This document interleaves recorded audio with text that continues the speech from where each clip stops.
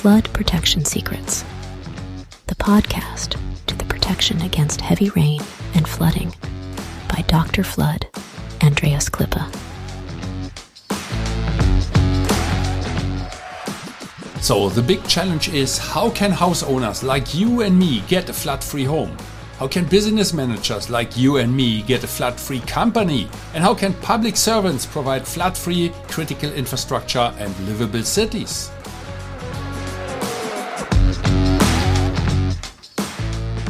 Flood Protection Secrets, the podcast by Dr. Flood, Andreas Klippe.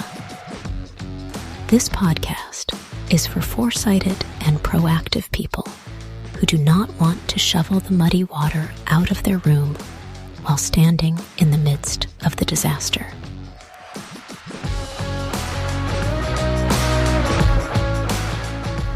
Therefore, those who design and plan, the architects and engineers, need to construct such buildings and cities, and that even when the entire environment is completely flooded. That is a challenge, and this podcast will give the answers. Flood Protection Secrets, the podcast by Dr. Flood, Andreas Klippe.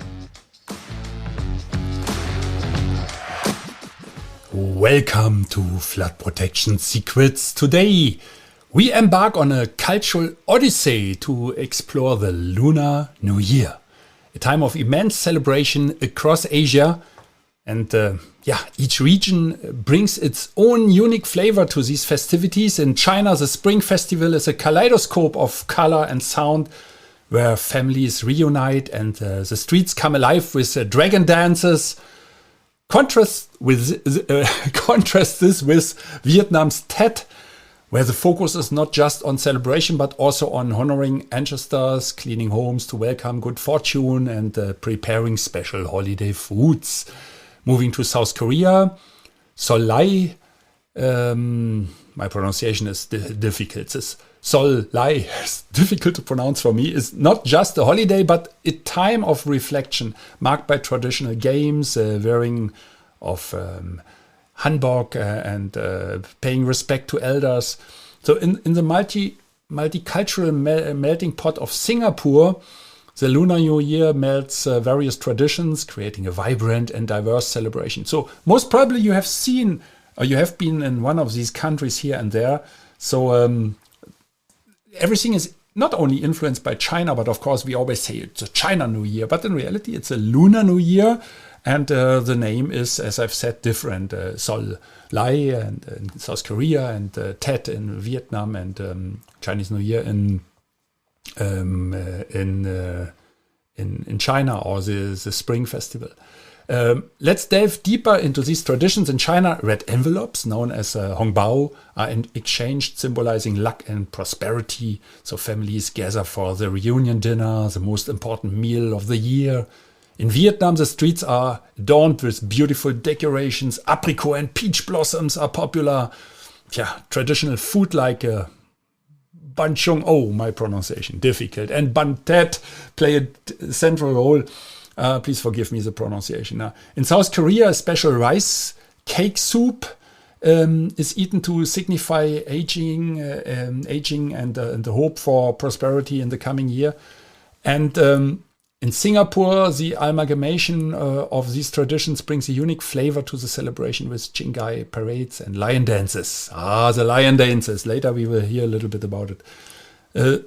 So these celebrations, we see through these celebrations we see a common thread: the emphasis on family, renewal, and the ushering in of good fortune. But within this joyous occasion, there's a crucial aspect we must not overlook: the aspect of safety, which leads us to our next part.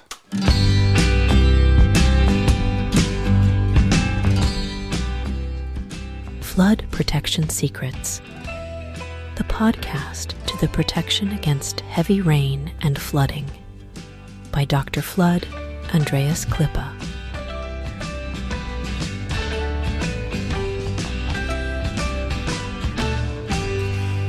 As we immerse ourselves in the Lunar New Year festivity, safety becomes a paramount concern, especially considering the use of fireworks and firecrackers, which are traditional in many of these celebrations. While they add to the festive atmosphere, their mishandling can lead to accidents. This part of our podcast will cover essential safety tips for handling fireworks. We need to understand the safe distance to maintain while lighting them. So do not bow your head or eyes over fireworks with a lit fuse. Of course, you might say, but why there are so many accidents all over the world? Yeah, I should not laugh about that. That is serious. Huh? So do not relight firework and ensure that children are supervised. Let's consider some real-life examples and anecdotes that highlight the importance of safety during these celebrations. Stories from past events where communities have come together to enjoy the festivities safely, adopting best practices for handling fireworks, and how local authorities often organize public displays to minimize individual risk. We'll also discuss the environmental impact of fireworks and how some regions are now opting for eco-friendly alternatives or light shows. This emphasis on safety during the Lunar New Year has broader implications, especially when we draw parallels to flood protection.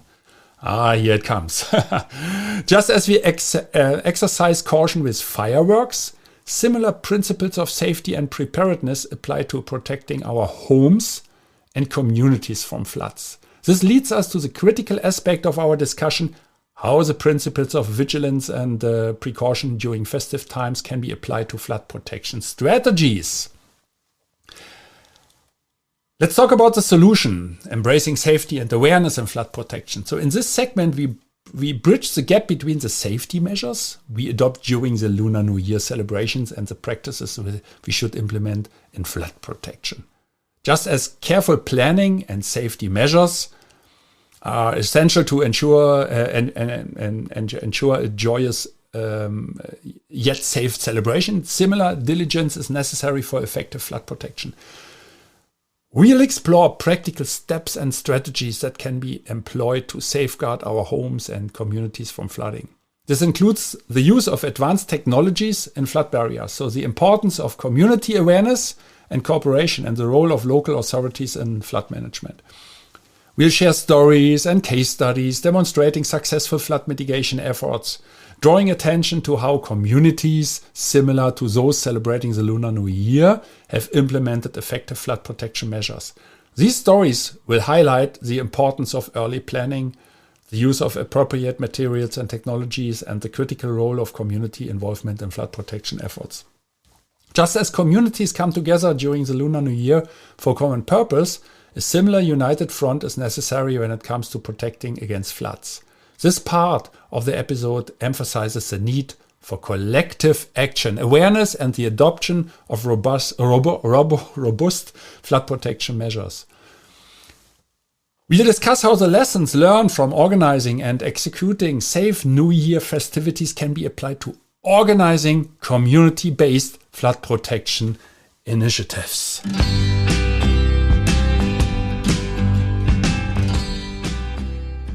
Flood Protection Secrets, the podcast to the protection against heavy rain and flooding, by Dr. Flood, Andreas Klippe.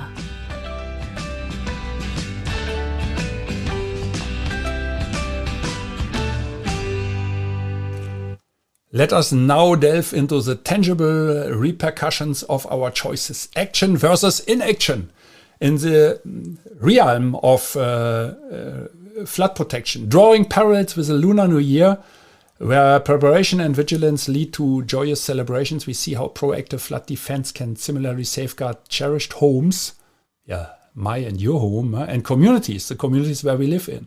We'll share moving stories of areas that have flourished due to early flood prevention measures, and contrasting with poignant with tales of places that suffered greatly from a lack of preparedness.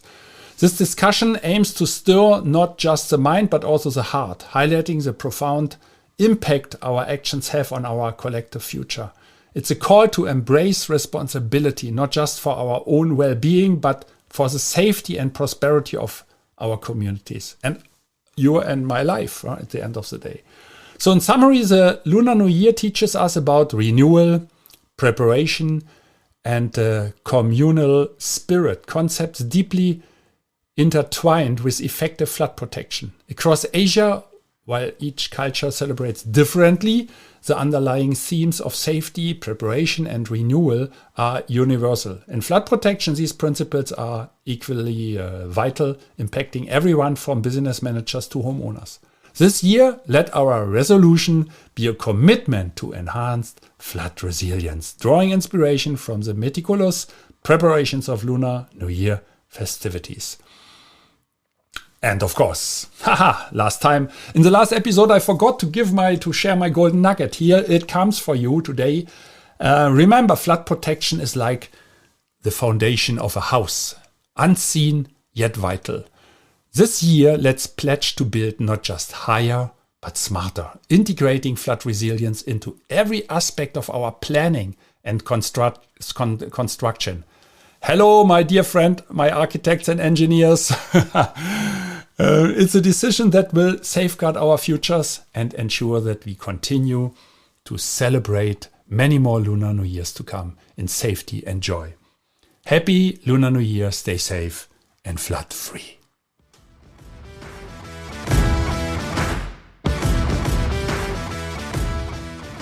I wish and hope for you that you make the right decisions when it comes to your personal flood protection.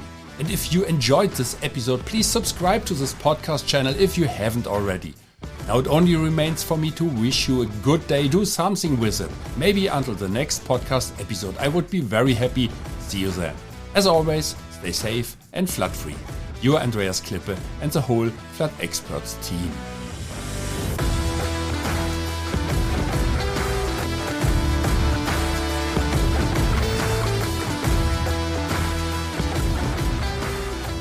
That's it again with a new episode of Flood Protection Secrets, the podcast by Dr. Flood Andreas Klippe, German engineer, book author, and head of the Flood Experts.